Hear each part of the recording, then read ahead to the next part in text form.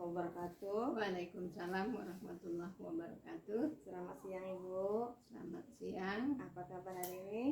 Alhamdulillah. Bagaimana kabar Ija? Alhamdulillah saya baik-baik juga. Ibu ada waktu nih Bu. Bisa minta sebentar waktunya Bu ya? Bisa. Oke. Ada yang bisa dibantu? Oke. Iya, begini Bu. Jadi saya kan sedang ada pelatihan program guru penggerak di mana pada modul 3.1 ini saya ditugaskan untuk mewawancarai kepala sekolah terkait pengambilan keputusan berbasis nilai-nilai kebajikan sebagai pemimpin. Oke, jadi Ibu bersedia nih wawancara? Bersedia untuk diwawancara hari ini? Ya. Terima kasih. Jadi kita mulai aja Bu ya. Ya. Pada pertanyaan pertama, selama Ibu menjadi Kepala SMP Negeri 6 Muara Bungo ini, adakah suatu masalah yang Ibu hadapi sebagai pemimpin di mana masalah itu menimbulkan dilema dalam penyelesaiannya? Baik Ibu Rina. Ya. Selama saya menjadi pemimpin di SMP Negeri 6 Muara Bungo ini, ya banyak sedikit tentu ada permasalahan yang saya hadapi. Ya, salah satu diantaranya ini lebih cenderung ke masalah kesiswaan, ya, dimana kita ketahui ya banyak siswa banyak tingkahnya di sini ya. Di SMP Negeri 6 Morobungu ini ada satu siswa ya yang mengalami permasalahan tersebut, yaitu ini permasalahan yang tidak terlalu krusial, antara lain itu permasalahan menyangkut kehadiran di sekolah ya.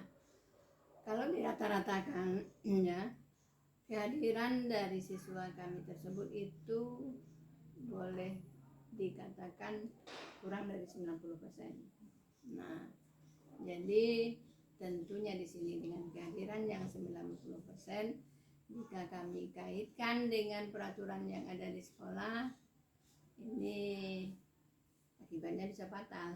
Ya, fatalnya bisa nanti tidak ikut ujian, ya bisa nanti tidak naik kelas, ya, dan atau ya bisa dikeluarkan dari sekolah. Nah kan tetapi ya dengan permasalahan yang ada ya, kemudian kita kaitkan dengan sanksi yang ada di sekolah,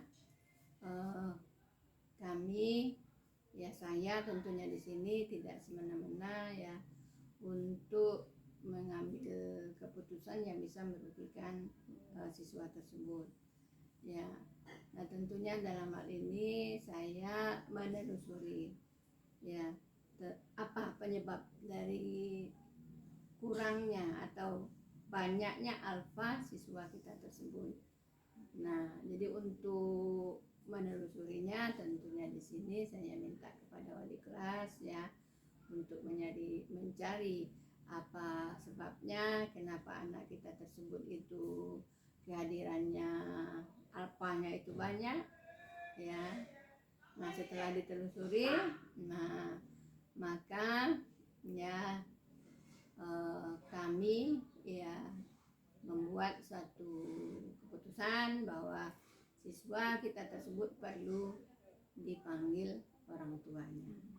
Nah jadi dengan adanya pemanggilan orang tua, membuat surat panggilan kepada orang tua, kita akan mengetahui lebih lanjut ya kenapa ya, mengapa sampainya siswa kita tersebut banyaknya alfa atau tidak hadir di sekolah ya. Apakah memang tidak hadir itu dari rumah ya, atau dari rumah dia ke sekolah sampai di sekolah tetapi tidak sampai di sekolah itu ya Bu Reza. Nah ada lagi? Oke. Jadi lantas bagaimana nih keputusan Ibu terhadap administrasi terhadap ini ya aturan sekolah yang dilanggarnya ini? terhadap peraturan yang dilanggarnya, ya kami pihak sekolah ya itu pertama ya membuat keputusan itu perlu komunikasi ya lebih lanjut terhadap orang tua dengan orang tua. Ya makanya kami buat surat panggilan ya. Dengan adanya surat panggilan berarti kami kan mengkomunikasikan ya kenapa anak tersebut sampai terjadi banyaknya alpa. Nah, jadi setelah adanya komunikasi ya kami duduk bersama dengan orang tuanya. Nah ternyata permasalahan yang dihadapi oleh putra Anda Desi ini adalah faktornya itu adalah karena kurangnya perhatian dari orang tuanya. Nah, kurang perhatian di sini disebabkan oleh adanya antara orang tua laki-laki dengan orang tua perempuan itu tidak satu rumah lagi atau dalam artiannya itu berpisah. Orang tua perempuan ya sudah menikah kembali dan ikut suaminya di Surawangun. Sementara bapaknya sudah pindah ya, yang pertamanya tinggal di Ambon, sekarang sudah pindah kembali ke desanya itu di desa Limbur Lumpuang. Nah, otomatis putra Andes Rasil di sini ya tinggal dengan neneknya. Nah, yang neneknya, ini sudah menikah lagi, ya menikah lagi ya. Secara kehidupan sehari-hari otomatis kan orang tua sudah sibuk sendiri dan nenek juga sibuk sendiri. Jadi perhatian untuk Andes Rasil ini boleh dikatakan itu tidak ada. Ya, jadi setiap harinya mau sekolah ya sekolah, mau tidak ya tidak ada yang memperhatikan gitu kan. Nah, jadi kami pihak sekolah ya kan kasihan anaknya ya. Kalau tidak sekolah ke depannya bagaimana? Kalau sekolah bagaimana kelanjutannya? Kan demikian Bu Reja ya. Jadi solusinya anak ini? Nah solusinya ya antara sekolah dengan orang tua ya itu membuat suatu perjanjian termasuk juga anak ya. Anak ini boleh sekolah dengan catatannya adalah ya jika ya kehadirannya masih seperti kemarin ya dalam 1 minggu itu ada saja angkanya maka akan dikenakan sanksi. Ya sanksinya bisa berupa skorsing ya ataupun sanksi lainnya dari pihak sekolah. Namun kami juga tidak membuat keputusan sendiri. Kami tetap bertanya kepada siswa tersebut dan orang tua maunya bagaimana, sanksinya bagaimana yang tidak memberatkan anak tersebut dan juga tidak merugikan pihak sekolah. Ya, itu Oke, jadi untungnya itu ada sanksinya juga ya Bu ya. Lalu ada kerjasama dengan orang tuanya di rumah ya. Jadi keputusan yang Ibu ambil ini sangat sulit sekali ya Bu ya. Nah, jadi begini Bu, dalam modul yang saya pelajari di pendidikan guru penggerak ada 2 jenis dilema. Yang dilema etika, yaitu pertama dilema etika yang merupakan dilema kebenaran lawan kebenaran katanya. Dan ada namanya bujukan moral, yang merupakan kebenaran lawan kesalahan. Jadi seperti itu, jelas benar salahnya itu. Nah, menurut Ibu, bagaimana Ibu dapat mengidentifikasi kasus-kasus yang merupakan dilema etika ataukah ini bujukan moral? Gitu. Untuk hal ini ya, maksudnya dalam hal mengidentifikasi ya, mengidentifikasi berarti di sini kita melihat ya, kasus tersebut ya, apakah kasusnya ini akan berdampak benar ya di satu sisi ya dan benar juga di sisi yang lain ya, dalam artiannya di sini bagi dia benar ya, bagi sekolah pun juga benar. Nah tentunya di sini kita melihat dulu ya bagaimana ya hubungan keterkaitannya ya antara kasus tersebut ya tentunya di sini tidak terlepas dari sebab dan akibatnya ya. Nah, sebabnya kenapa, akibatnya bagaimana ya. Kalau sebabnya itu fatal ya, dan akibatnya pun juga fatal, nah tentunya kita kan mencari solusi ya, untuk pemecahan permasalahan ini. Nah, jadi tentunya di sini ya, saya selaku pemimpin ya kan, saya kan tidak sendiri di sini ya. Siswa tersebut dititip dengan kami ya, untuk kami didik secara bersama-sama ya. Di sekolah kita ketahui ada gurunya ya, ada wali kelasnya, dan juga ada guru BP-nya.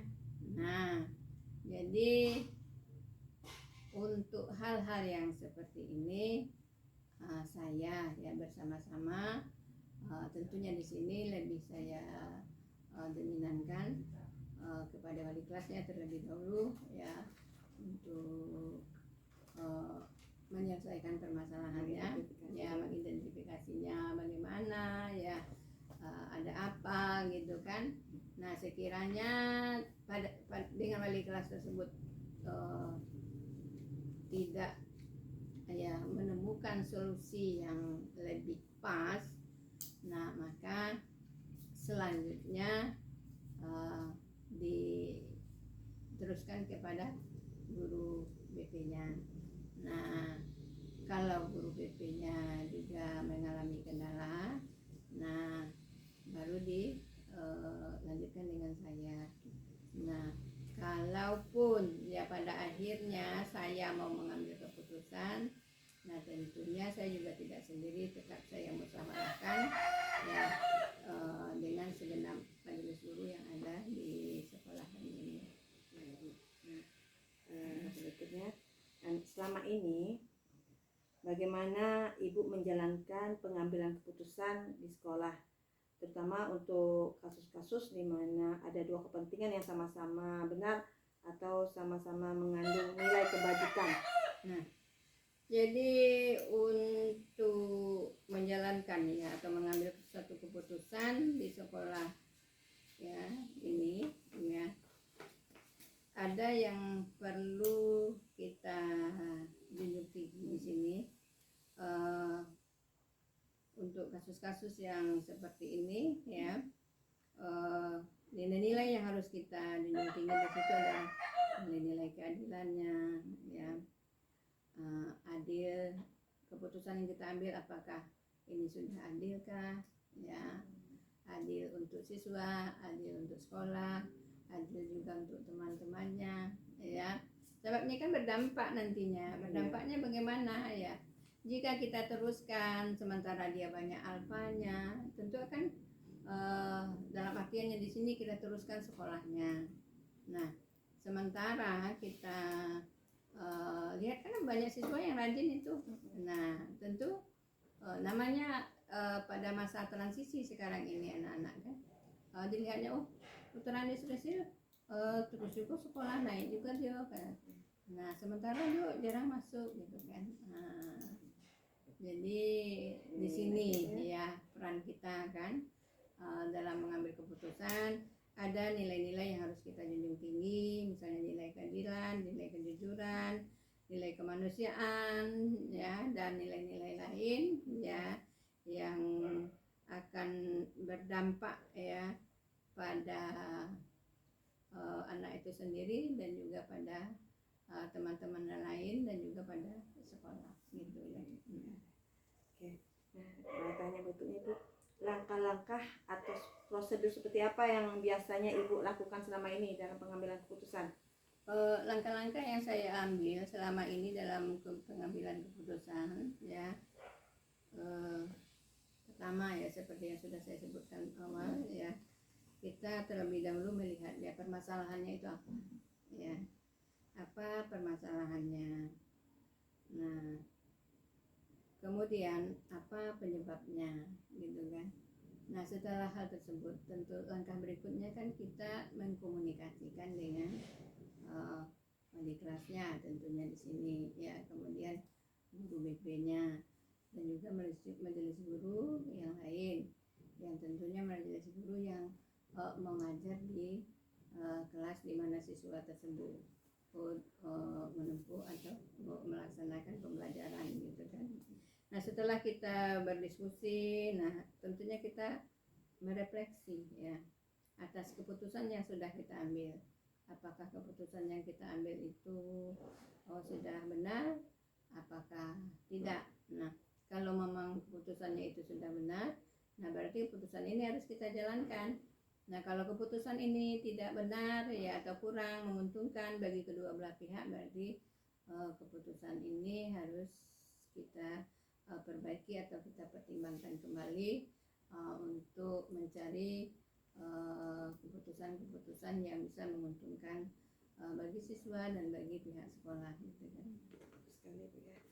Lalu Ibu lanjut, hal-hal apa saja yang selama ini Ibu anggap efektif dalam pengambilan keputusan pada kasus-kasus dilema etika? Yang paling efektif ya yang kita lakukan atau yang saya lakukan ya itu adalah kita selalu berkomunikasi. Jadi kunci utamanya itu adalah komunikasi ya. Dengan komunikasi kita akan mengetahui segala bentuk permasalahan-permasalahan yang ada di lingkungan sekolah kita. Nah, kemudian yang kedua kita harus musyawarah ya, terhadap segala bentuk keputusan yang mau kita ambil ya. Sebab kenapa ya, keputusan yang kita buat tersebut tentunya ini kan akan berdampak nantinya. Nah, jadi kalau kita musyawarahkan, nah tentunya jika terjadi hal-hal yang tidak kita inginkan nantinya, itu kan bisa kita kembalikan kepada forum atau majelis guru ya yang ada di sekolah gitu ya. Lalu Bu, hal-hal apa saja ini yang selama ini yang merupakan tantangan dalam pengambilan keputusan pada kasus-kasus dilema etika? Tantangan yang sering kita hadapi ya, yang pertama itu adalah apabila adanya suatu keputusan yang kita buat itu tidak dijalankan atau tidak diindahkan. Nah, itu tantangan. Nah, dan tentunya di sini ya tantangan itu bisa jadi ya dari orang tuanya ya, dari pihak orang tua ataupun dari pihak siswa itu sendiri ya. Kalau pihak orang tua ya bagaimana ya, sudah membuat keputusan tetapi tidak dijalankan. Contohnya seperti Putra Andes tadi kan. Nah, dengan adanya orang tua yang berjauhan seperti itu ya, jadi kontrolnya kan susah. Nah, jadi itu kan menjadi tantangan bagi kita dalam melaksanakan satu keputusan tersebut. Ya. Komitmennya berarti Bu ya? Ya, tidak komitmen menjalankan keputusan sudah diambil. Ya, tidak komitmen menjalankan satu perjanjian tadi ya. Oke Bu, kita lanjut Bu ya. Nah, pertanyaan berikutnya, apakah Ibu memiliki sebuah tata cara atau jadwal tertentu dalam sebuah penyelesaian kasus dilema etika? Apakah Ibu langsung menyelesaikannya di tempat atau memiliki sebuah jadwal untuk menyelesaikannya, atau bentuk prosedur seperti apa yang Ibu jalankan? Untuk hal tersebut saya tidak punya jadwal khusus ya. Kenapa tidak punya jadwal khusus? Ya karena permasalahan kan tidak terjadi terus-menerus ya. Nah, jadi untuk hal tersebut ya kami ya, saya khususnya di sini ya menyelesaikan segala sesuatu itu segera ya. Segera dalam artiannya di sini, jika terjadi permasalahan harus dituntaskan dan tidak dibiarkan berlarut-larut. Nah, itu yang saya lakukan di sini. Ya. Nah, tentunya di sini ya untuk pelaksanaannya ya saya tidak sendiri. saya melibatkan beberapa pihak ya yang berkepentingan dalam menyelesaikan permasalahan tersebut. Oke. Nah, pertanyaan berikutnya, adakah seseorang atau faktor-faktor apa yang selama ini yang mempermudah atau membantu ibu dalam pengambilan keputusan dalam kasus-kasus dilema etika ini? Orang-orang yang membantu. Orang-orang yang membantu ya semua pihak yang ada di dalam lingkungan sekolah itu membantu, dan juga orang tua murid ya, orang tua murid yang selalu bekerja sama ya untuk mengatasi setiap permasalahan yang ada di sekolah kami ini ya, khususnya di sini ya, umpamanya kalau masalah kesiswaan tentunya kami kembalikan bekerja sama dengan orang tua siswa. Oke, pertanyaan terakhir. Dari semua hal yang telah Ibu sampaikan, pembelajaran apa yang dapat Ibu petik dari pengalaman Ibu selama ini dalam pengambilan keputusan dilema etika? Dilema etika. Pembelajaran yang saya petik di situ itu adalah komunikasi, ya komunikasi dan musyawarah di situ ya. Jadi segala sesuatu permasalahan itu tidak akan terjadi dan tidak akan berlarut-larut apabila selalu dikomunikasikan dan dimusyawarahkan ya, kemudian kita cari solusi jalan keluarnya ya, sehingga apapun ya yang terjadi dan serumit-rumit apapun ya itu tidak akan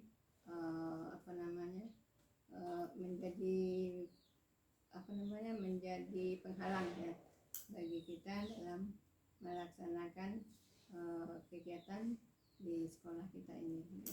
Oke, terima kasih banyak Ibu Ya. sudah berbagi ini ilmu sama saya, banyak sekali ilmu yang bisa saya petik dari pembicaraan kita hari ini Ya. dan terima kasih sudah bersedia menjadi narasumber wawancara saya pada hari ini. Ya, mudah-mudahan ya dengan pengalaman yang saya miliki ya dapat Ibu Reza jadikan pedoman ya, dapat dijadikan sandaran untuk peningkatan kinerja ke depannya. Oke, terima kasih banyak Ibu. Ya. Kalau gitu saya mohon pamit, saya tutup. Assalamualaikum warahmatullahi wabarakatuh. Waalaikumsalam.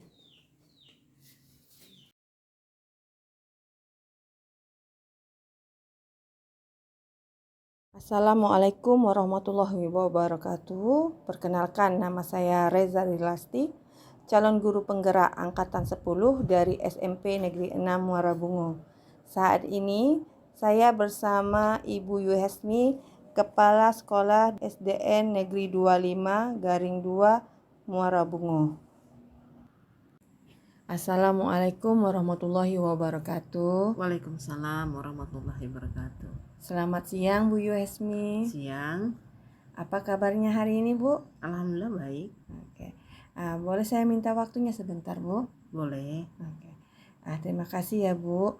Begini Bu, saya sekarang dalam menjalankan pelatihan calon guru penggerak angkatan ke-10. Pada modul 3.1 saya diminta mewawancarai Ibu. Apakah Ibu bersedia? Bersedia. Terima kasih atas kesempatannya ya Bu. Jadi Bu, pada modul 3.1 ini materinya tentang pengambilan keputusan berbasis nilai-nilai kebajikan sebagai pemimpin. Ya. Oke. Baik Bu, kita mulai ya. Iya. Oke. Untuk pertanyaan pertama, selama Ibu menjadi kepala sekolah SD Negeri 25/2 Muara Bungo, adakah suatu masalah yang Ibu hadapi sebagai pemimpin di mana masalah itu menimbulkan dilema dalam penyelesaiannya? Tentu saja ada. Oke. Nah Bu, jika ada, boleh tidak Ibu menceritakan kepada saya beserta cara penyelesaian masalah tersebut? Jadi begini, ada salah satu murid saya di sekolah yang mana anak ini termasuk anak yang pintar, yang cerdas, yang sebelumnya rajin datang ke sekolah. Jadi akhir-akhir ini anak tersebut sering tidak masuk. Nah, setelah diselusuri, ternyata anak tersebut mempunyai masalah dalam keluarganya. Orang tuanya pisah, ayah ibundanya pisah, yaitu bercerai. Sekarang anak itu tinggal bersama ibunya. Dan anak tersebut memiliki seorang adik yang masih kecil. Lalu ibunya yang bekerja untuk mencari nafkah untuk kehidupan keluarganya. Dan anak ini menjaga adiknya yang masih kecil itu. Oke Bu, lantas keputusan apa saat itu yang Ibu ambil? Jadi untuk permasalahan ini saya dengan guru kelasnya berlembut. Ya, akhirnya hasil rembuk kami sepakat memanggil orang tua anak tersebut dan berbicara bagaimana cara atau solusinya mengenai kehadiran anak ini. Yang sebelumnya anak ini hadir, sekarang mengapa sampai anak ini jarang tidak sekolah. Setelah bertemu dengan orang tuanya, kemudian pihak sekolah memberikan pengertian kepada orang tua murid tersebut betapa pentingnya pendidikan bagi anaknya. Apalagi anaknya termasuk anak yang pintar. Sayang kalau tidak melanjutkan sekolahnya. Apa jadinya dia nanti setelah besar kalau anak itu tidak sekolah? Gitu. Setelah berbicara berembuk dengan orang tuanya, lalu solusinya akhirnya untuk menjaga anak yang masih kecil dititipkan kepada keluarganya. Menjelang anak ini pulang sekolah. Tapi kalau memang memang dia tidak bisa hadir, ada sesuatu yang betul-betul dia bisa hadir, nah, kemudian ke sekolah dan wali kelasnya bersepakat nanti akan diberikan pelajaran melalui daring seperti itu. Jadi anak mengerjakan tugas di rumahnya, tetap mengerjakan tugas dan mengumpulkan ke sekolah, begitu. Wah Bu, ini keputusan yang Ibu ambil sangat solutif sekali ya Bu. Jadi begini Bu, dalam modul yang saya pelajari di pendidikan guru penggerak ini ada 2 jenis dilema, yaitu dilema etika yang merupakan dilema kebenaran lawan kebenaran dan bujukan moral. Dimana kalau bujukan moral ini merupakan kebenaran lawan kesalahan. Nah, menurut Ibu, bagaimana Ibu dapat mengidentifikasi kasus-kasus yang merupakan dilema etika atau bujukan moral? Biasanya saya lihat dulu kasusnya seperti apa. Ya, saya identifikasi terlebih dahulu. Apabila kasus tersebut dampaknya benar di suatu sisi dan benar di sisi yang lainnya, serta tidak berhubungan dengan ranah hukum, berarti kasus tersebut termasuk ke dalam dilema etika. Nah, pertanyaan selanjutnya Ibu, jadi selama ini bagaimana Ibu menjalankan pengambilan keputusan di sekolah Ibu, terutama kasus-kasus di mana ada 2 kepentingan yang sama-sama benar atau sama-sama mengandung nilai kebajikan? Saya selama ini lebih menjunjung tinggi nilai kebajikan. Seperti nilai keadilan, kejujuran, kemanusiaan, dan lainnya. Karena dengan berlandasan nilai-nilai kebijakan tersebut, maka kebenaran itu sendiri akan mengikutinya. Pertanyaan berikutnya Ibu, langkah-langkah atau prosedur seperti apa yang biasa Ibu lakukan selama ini? Yang biasanya yang saya lakukan antara lain mengidentifikasi permasalahan yang ada atau mencari akar permasalahannya. Kemudian saya konfirmasikan kebenaran data itu. Setelah itu dilanjutkan dengan berdiskusi bersama wali kelas dan majelis guru untuk mencari solusi yang tepat. Kemudian dilanjutkan dengan merefleksikan kembali keputusan-keputusan yang sudah diambil, yang sudah kami ambil. Oke, Bu. Nah, Bu, hal-hal apa saja nih yang selama ini Ibu anggap efektif dalam pengambilan keputusan pada kasus-kasus dilema etika? Yang saya anggap efektif dalam pengambilan suatu keputusan itu yaitu terjalinnya komunikasi yang baik. Jadi tidak ada kesalahan paham nantinya. Oke. Nah, Ibu, hal-hal apa saja yang selama ini merupakan tantangan dalam pengambilan keputusan pada kasus-kasus dilema etika yang pernah Ibu hadapi? Tantangan dalam pengambilan keputusan ini harus ada keterbukaan dari semua pihak agar tidak terjadi kasus yang sama terulang kembali. Oke, Bu. Nah, apakah Ibu memiliki sebuah jadwal tertentu nih dalam sebuah penyelesaian kasus dilema etika, ataukah Ibu langsung menyelesaikannya di tempat? Lalu bentuk atau prosedur seperti apa yang Ibu jalankan? Kalau jadwal tertentu dalam penyelesaian kasus dilema tidak ada jadwal tertentu. Saya lebih memilih langsung diselesaikan atau secepatnya agar kasus tersebut tidak berdampak kemana-mana. Prosedurnya seperti yang saya sampaikan tadi. Saya berdiskusi terlebih dahulu dengan wali kelas dan majelis guru yang ada di sekolah. Nah, Ibu, adakah seseorang atau faktor-faktor apa nih yang selama ini mempermudah atau membantu Ibu dalam pengambilan keputusan dalam kasus-kasus dilema etika? Biasanya saya berdiskusi dengan majelis guru dan komite. Kalau itu berhubungan dengan siswa, saya perlu berdiskusi dengan wali kelasnya dan juga majelis guru. Jika perlu, kita melibatkan orang tua murid. Begitu ya, Bu. Nah, ini nih pertanyaan terakhir nih, Bu. Nah, Ya. dalam semua hal yang telah disampaikan, pembelajaran apa sih yang dapat Ibu petik dari pengalaman Ibu mengambil keputusan dilema etika? Intinya, kita harus selalu membangun komunikasi yang baik dengan semua pihak. Kita juga harus membangun rasa empati kepada orang.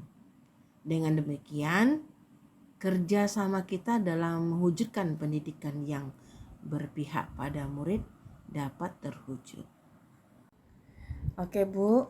Terima kasih banyak sudah bersedia menjadi narasumber wawancara saya pada hari ini. Nah, kalau begitu saya mohon pamit. Assalamualaikum warahmatullahi wabarakatuh. Waalaikumsalam warahmatullahi wabarakatuh.